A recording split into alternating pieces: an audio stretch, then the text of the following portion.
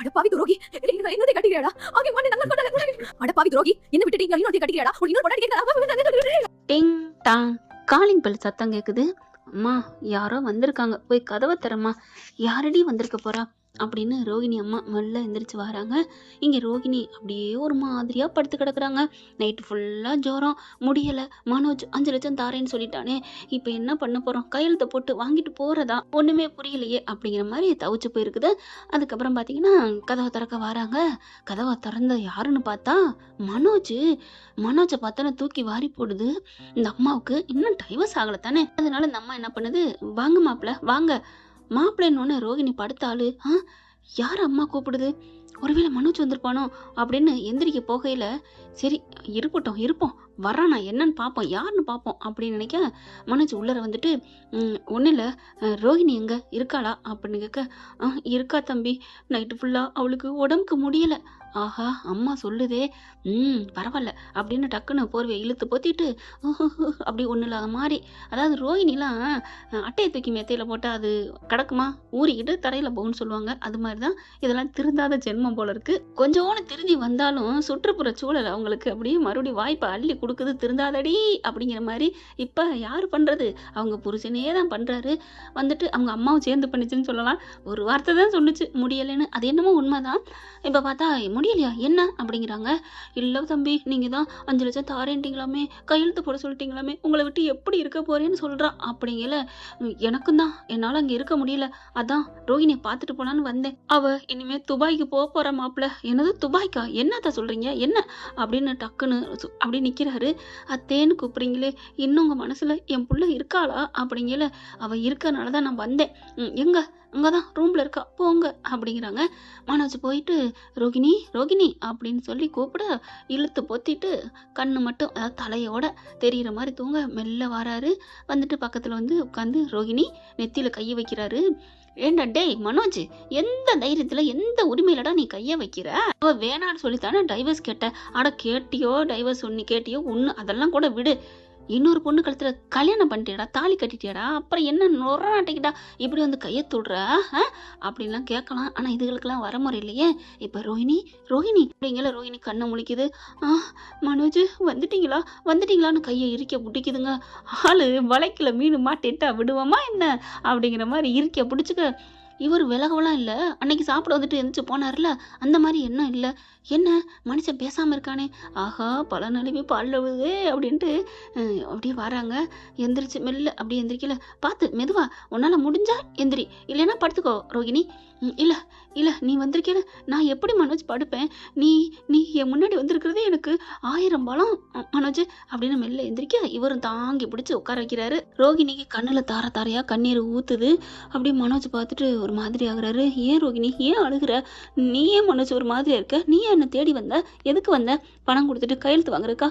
கொடு, நான் கையெழுத்து போடுறேன், பணத்தை வாங்கிட்டு நீ நான் போகிறேன், நீ கையெழுத்தை வாங்கிட்டு நீ சந்தோஷமா இரு அப்படின்னு சொல்ல. இல்லை ரோகிணி நான் அதுக்காக வரல அப்படின்னு சொல்ல. என்ன ஏன் அப்படிங்கள. இல்லை எனக்கு உன்னை விட்டுட்டு இருக்க முடியாதுன்னு தோணுது ரோகிணி. எனக்கும் தான் மனோஜ், உன்னை விட்டுட்டு நான் எப்படி இருப்பேன்? உன் மேலே நான் உயிராக இருக்கேன் தெரியுமா அப்படின்னு 2 பேரும் மாறி மாறி பேச அவங்க அம்மா என்ன பண்ணுது, சரி நம்ம இங்கே இருக்க வேணாம், நம்ம அங்கிட்டு போயிடுவோம் அப்படின்ட்டு தள்ளி இடம் விட்டுட்டு போயிடுறாங்க. இப்போ மனோஜ் என்ன பண்ணுறாரு, உங்ககிட்ட உன்னை விட்டுட்டு இருக்க முடியாமல் தான் ஒரு இது சொல்லலான்னு வந்திருக்கேன் ரோஹிணி. என்ன சொல்ல போகிற மனோஜ்?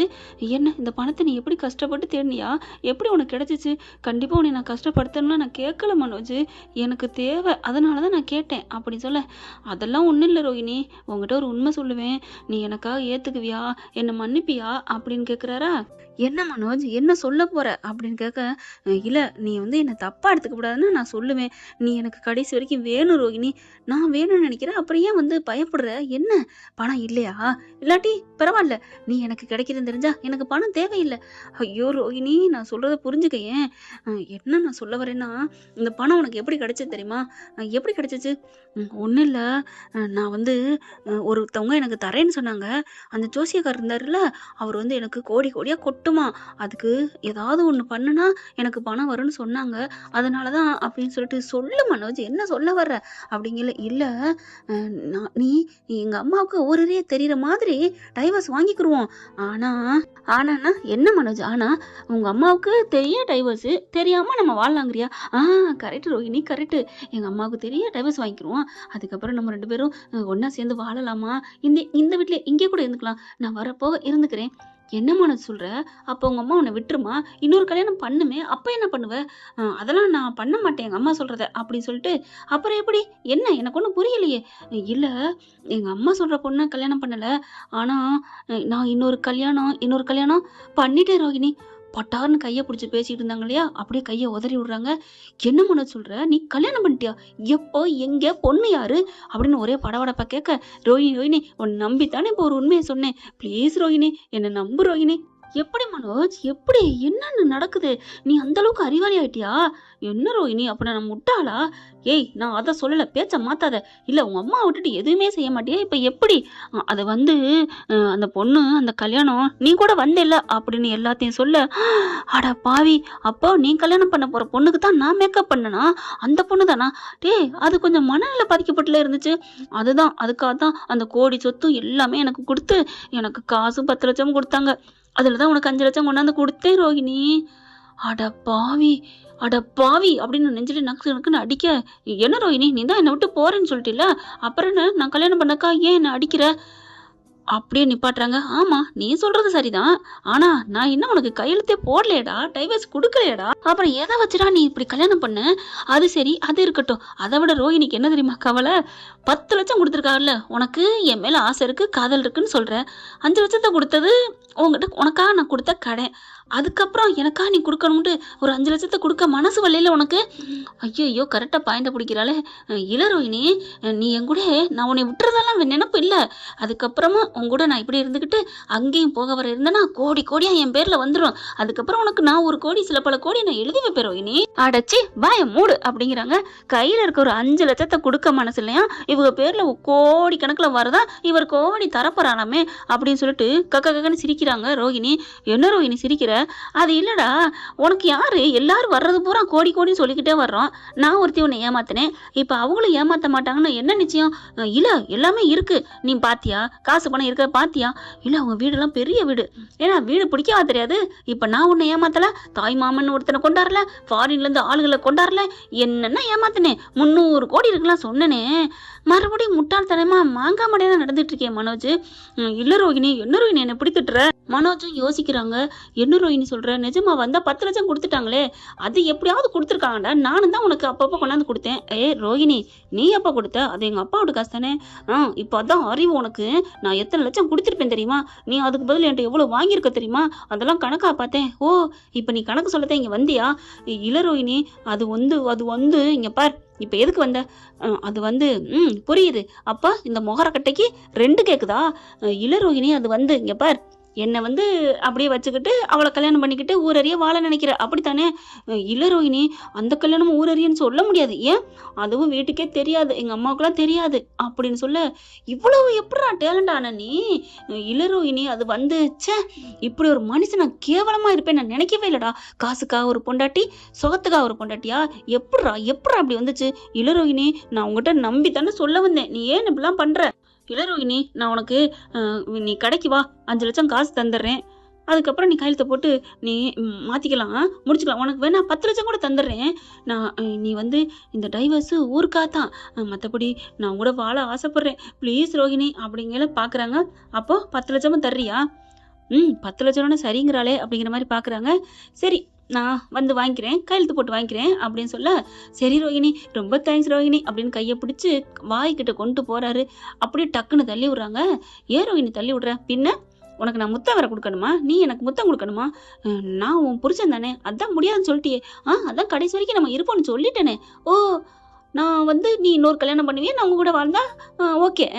ஏன் மனோஜ், இதே நான் இன்னொன்னு சொல்றேன், நானும் இன்னொரு கல்யாணம் பண்ணிட்டு உங்கூடயே அவங்கூடயே வாழ்ந்தா நீ ஏத்துக்குவியா அப்படின்னு சொன்னோன்னே, என்ன ரோஹிணி இப்படிலாம் பேசுற, நீ வந்துரு, அம்மாவுக்கு ஊரறிய எனக்கு டைவர்ஸ், அம்மாவுக்கு தெரியதான் டைவர்ஸ், மற்றபடி நான் உனக்கு புருஷன் தான், இந்த தாலியெல்லாம் நீ கழட்ட வேணாம் சரியா அப்படின்ட்டு வர்றேன், இப்போதான் எனக்கு நிம்மதியா இருக்கு ரோஹிணி அப்படின்ட்டு போக, சரியான சோடாப்பட்டி நீ இவ்வளோ விவரமா இருக்கானே அப்படின்னு நினைச்சிட்டு இருக்கேல 10 லட்சம் வரப்போகுதுன்னு ஒரே குசியா இருக்காங்க.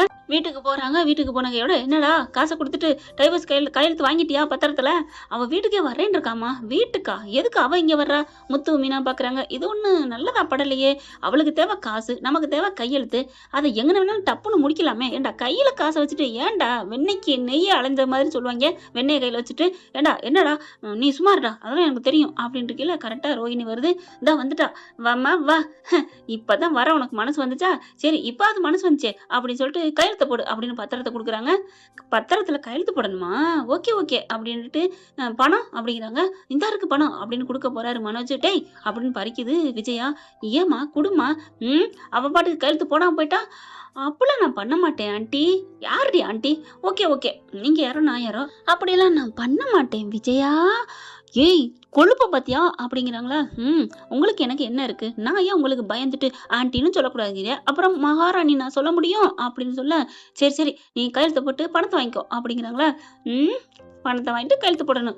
மனோஜை பாக்குறாங்க. ப்ளீஸ் ரோஹிணி அப்படின்னு கிட்டக்கு போயிட்டு, இங்க பாரு நான் சொன்ன மாதிரி எங்க அம்மா அக்கா மட்டும்தான், அப்புறம் நம்ம 2 பேரும் தான் வாழுவோம். அட பாவி துரோகி அப்படின்ட்டு கையெழுத்தை போடுறாங்க. கையெழுத்தை பார்த்துட்டு கரெக்ட் சூப்பர் இந்தா அப்படின்னு சொல்லிட்டு காசை கொடுக்குறாங்களா. காசை வாங்கி முடிச்சுட்டு வச்சுக்கிறாங்களா 5 லட்சத்தையும். அதுக்கப்புறம் சார் அப்படின்னு கூப்பிட, என்ன சாரு பூருங்கிற, இந்த வாழ்க்கையில நீ பண்ணது இந்த கையெழுத்து போட்டதான், கிளம்பு கிளம்பு அப்படிங்கல. மனோஜ் இருந்துட்டு, ஆமா ரோஹிணி நீ போ அப்புறம் பாத்துக்கலாம் அப்படிங்கிற மாதிரி ஜாடியில சொல்ல, சார் வாங்க அப்படின்னு கூப்பிட்டா போலீஸ் வருது. போலீஸை பார்த்தோன்னா அள்ளு விடுது. என்ன என்ன அப்படிங்கல வராங்க. வந்த இட இங்க மனோஜ் யாரு, நான் தான், என்ன விஷயம், உங்களுக்கு கைது பண்ண வந்திருக்கோம் அப்படிங்கிறாங்க. என்ன கைது எதுக்கு அப்படிங்கல, பண்ணாட்டி இருக்கல இன்னொரு கல்யாணம் பண்ணிருக்கீங்க. அப்படியே ஆடி போறாரு மனோஜ். என்னடா பண்ணி வச்சிருக்கிற விஜயா கேட்க, முத்து மீனா எல்லாரும் அதிர்ச்சி ஆறாங்க. ஆமாம்மா இந்த பாருங்க அப்படின்னு போட்டோவை காமிக்கிறாங்க. பார்த்தா தாலி கட்டினாங்களோ போட்டோ.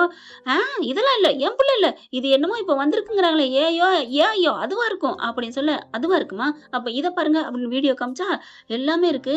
அங்க ரோஹிணி வர்றது, முத்து மீனா எல்லாரையும் காமிக்கிறாங்க. ஏய் என் பிள்ளைக்கு நீங்க எல்லாரும் சேர்ந்து கல்யாணம் பண்ணி வச்சீங்களா?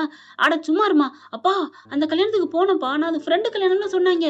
அடப்பாவி நான் கூட சொன்னேனேப்பா, அந்த பொண்ணு பாவம் குழந்தை மாதிரி இருந்துச்சுன்னு, அந்த பொண்ணு நீ கல்யாணம் பண்ணிக்கிற, எங்களுக்கே தெரியாது, கொஞ்ச நேரத்துல எங்களை விரட்டி விட்டாங்க அந்த அம்மா, அப்ப நீ எங்களை பார்த்துட்டு தான் விரட்டி விட்டியாடா? ஆமா அப்படின்னு சொல்ல, பாத்தீங்களாமா உங்களுக்கு பெரிய ஆப்பா வச்சிருக்கான், இப்ப கூட நீங்க கல்யாணத்துக்கு போனீங்களான்னு எங்களை தந்துட்டுறீங்க அப்படின்னு முத்து சொன்னோன்னு, ஆமா இல்ல விஜயா குறைக்குது. சரி இந்த விஷயத்த நம்ம அப்புறம் பாத்துக்குவோம், முதல்ல இந்த ரோஹிணிக்கு பிரச்சனைக்கு ஒரு முடிவு கட்டுவோம் அப்படின்ட்டு, என்ன நீ பண்ணிட்டு இருக்க சார்? அதெல்லாம் இல்ல சார் அப்படிங்கிறாங்க. இங்க பாருங்க கல்யாணம் முடிஞ்சிருக்கு, என்ன நீங்க இல்லைன்னு சொல்லிட்டு இருக்கீங்க, அரெஸ்ட் பண்ணுங்க வர அப்படின்னு மனச்சிட்டு வர. ரோஹிணி நான் உங்ககிட்ட அவ்வளவு படிச்சு விட்டு வந்தேன், என்ன ரோஹிணி பண்ணி வச்சிருக்க, என்ன படிச்சு வச்சு சொல்லிட்டு வந்த, என்ன வா வேண்டாம் எனக்கு அந்த வார்த்தை வர விரும்பல, என்ன வச்சுக்கிறேன்னு சொல்லிட்டு வந்திருக்கிற, உனக்கெல்லாம் நான் எப்படி மன்னிப்பு கொடுப்பேன்? ரோஹிணி அப்படிங்கிற என்னடா போய் பேசிட்டு வந்த? இல்லம்மா அது வந்து அப்படிங்கிற, உங்க புள்ள உங்களுக்கு ஊரறிய கல்யாணம் பண்ணிக்கிறவாராம் ஒரு கொட்டீஸ்வரியை பார்த்து, அந்த கொட்டீஸ்வரி வர்றதுல எனக்கு கோடியா என் பேருக்கு எழுதி வைப்பாராம், ஆனா என்ன சின்ன வீடா வச்சுக்கிறாராம், அத சொல்லிட்டு வந்தாரு தெரியுமா? அட பாவி என்னடா பண்ற? இல்லம்மா அது வந்துமா முத்து வராரு, இதுக்கு பேர் தான் கூழுக்கு ஆசை மீசைக்கு ஆசை, அம்மாவுக்கும் நல்லபடியா நடந்துக்கிறானா, பொண்டாட்டியும் வேணுமா, ஐயோ அவளும் வேணுமா, எப்படிரா மீனா? ஐயோ ரவியும் ஸ்ருதியும், மனோஜ் நீ விவரமான ஆளாட இருக்கிற, நான் கூட நீ விவரம் தெரியாதவன், அம்மாதான் உன்னை இப்படி ஆக்கி வச்சிருக்குன்னு நினைச்சா நீ பயங்கரமான ஆளா இருக்கடா, அம்மாவே தூக்கி சாப்பிட்ட அப்படின்னு முத்து ரவி எல்லாரும் கத்துறாங்க. அண்ணாமலை வந்துட்டு சப்புன்னு அடிக்கிறாரு மனோஜை போட்டு, அப்பா அப்படின்னு சொல்லிட்டு கீழே மேல் அந்த சேர்ல விழுந்து கீழே விழுகிறாரு. போலீஸ் வந்து கையை பிடிச்சு கைது பண்ண போறாங்க. ரோஹிணி கால்ல போய் விழுக மனோஜ், டேய் எந்திரா, ஏன்டா இவ கால்ல போய் விழுகுற அப்படிங்கல, உனக்கு இன்னும் அறியவில்ல, உன்னை ஏமாத்தி கல்யாணம் பண்ணிருக்கிறேன், இந்த பொண்டாட்டி வேணும் அந்த பொண்டாட்டி வேணும்னு 2 பேர்ட்டு நாடகம் ஆடிக்கிட்டு இருந்திருக்கிறேன், இன்னமும் நீ அந்த மயனுக்காவை சப்போர்ட் பண்ற? அப்பதாங்க உரைக்குது விஜயாவுக்கு பலார்னு அரைஞ்ச மாதிரி. ஆமால்ல அட துரோகி பாவி, உனக்காக நான் பெத்த புள்ளைய கூட எல்லாத்தையும் நான் வெறுத்துட்டு உன்னைத்தாண்டா உசரா நினைச்சேன், என்னடா அப்படி சொல்லிட்டு இருக்க அப்படிங்கல. அம்மா என்ன மன்னிச்சிருங்கம்மா, ரோஹிணி நீ இப்படி பண்ணுவேன்னு நினைக்கவே இல்லடி அப்படின்னு சொல்ல, என்ன அப்படி பண்ணவில்லைன்னா என்ன, நீ காசை கொடுத்தா நான் கையெழுத்து போட்டுருவேனா அப்படின்னு சொல்லிட்டு, இங்க பாருங்க இவர் அரெஸ்ட் பண்ணுங்க அப்படிங்கிறாங்க. போலீஸ் வராங்க. முடியாதுங்க, கைது பண்றோம் அப்படின்னு சொல்லிட்டு மனோஜை கைது பண்ணிட்டு கிளம்புறாங்க. வெளியில வாசலுக்கு வராங்க. மனோஜ் பயங்கரமா கத்துறாரு, ரோகிணி துரோகம் பண்ணிட்டியடி பாவி, எனக்கு தெரியாம இன்னொரு பொண்ணு கல்யாணம் பண்ணியே தாலி கட்டினியே, அது துரோகம் இல்லையா? என்ன நீ உடைச்சா மண்சட்டி, நான் உடைச்சா பொன்சட்டியா என்ன? எப்படி அப்படின்னு சொல்லிட்டு அரெஸ்ட் பண்ணுங்க அப்படிங்கிறாங்களா. இல்ல இவகிட்ட டைவர்ஸுக்கு இருந்தா கையெழுத்து போட்டா டைவர்ஸ்ல அப்படிங்கிறாங்க. எப்போ போட்டா? இப்பதான். ஆனா கல்யாணம் அது வந்து அவ சும்மா அவன் கல்யாணம் பண்ணிருக்கான்னு விஜய் எவ்வளவு சொல்லுது. ஆனா முதல்ல பண்ணிட்டாங்கிறதுனால அரெஸ்ட் பண்ணி கூட்டி போக, பாவி பாவி இப்படி பண்ணிட்டியாடா, இனிமே மூஞ்சில முழிக்காதடா அப்படின்னு மனோஜை பிடிச்சி அடியன்னு அடிக்குது. அம்மா விடுங்கம்மா அப்படின்னு கையை பிடிச்சி கூட்டி போக ரோஹிணி பாக்குது, யாருட்ட? என்கிட்ட என்ன? முத்து வராரு. ஏன் பார்லரம்மா இப்படி நம்ப வச்சு பண்ற? அதுக்கு நேத்தே அவன் வரையில சொல்லிருக்கலாம்ல. ஏன் நான் சொல்லணும்? என்ன நம்ப வச்சு இப்படி பண்ணலாமா? அவரு மறுபடியும் என்ன வச்சுக்கிறேன்னு வந்து கேட்கிறாரு. நான் இப்படி விட விட முடியும் அப்படிங்கிறாங்க. என்ன திருந்தினாலும் திருந்த விட மாட்டீங்க போல இருக்கே அப்படிங்கல மீனா வருது, ஸ்ருதியும் வருது. ஏன் ரோஹிணி உங்களுக்கு நல்ல எண்ணமே வராதா? குறுக்கு புத்தியே தான் பண்ணுவீங்களா? உங்களை கூட கொஞ்ச நேரம் நாங்க கூட உங்களை நல்லவான்னு நினைச்சிட்டோம், திருந்திட்டீலோன்னு நினைச்சிட்டோம் அப்படின்னு ஸ்ருதி மீனாவும் சொல்ல, ஸ்ருதி மீனா மட்டும் இல்லம்மா, இந்த நானும் தான் ரிவ்யூ பண்ற நானுமே தான் ரோஹிணியை பார்க்க அழுகிறச்ச பாவமா இருக்கேன்னு சொல்லி ரிவ்யூலாம் போட்டுட்டேன். ஆனா இப்பத்தானே தெரியுது எப்படி எத்தனுக்கு எத்தில. ஆனா மனோஜ் இதுல யாருங்க பயங்கரமான கேடின்னு சொல்லலாம்? விஜயாவா, மனோஜா, ரோகிணியா அப்படிங்கறத காமெண்ட்ஸ் பாக்ஸ்ல சொல்லிருங்க. கூடவே இந்த வீடியோ பிடிச்சிருந்துச்சுன்னா உங்க பொண்ணான கையால ஒரு லைக்கை போட்டு சப்ஸ்கிரைப் பண்ணி ஆதரவு கொடுங்க அன்பு உறவுகளே. அதுக்கப்புறம் மனோஜ் என்ன ஆகுறாரு, கைது பண்ணி போனா நல்லா இருக்குமா இருக்காதா, ரோகிணி என்ன முடிவு எடுக்க போறாங்க அப்படிங்கிறதையும் கருத்துல சொல்லிருங்க ஃப்ரெண்ட்ஸ். தேங்க்யூ.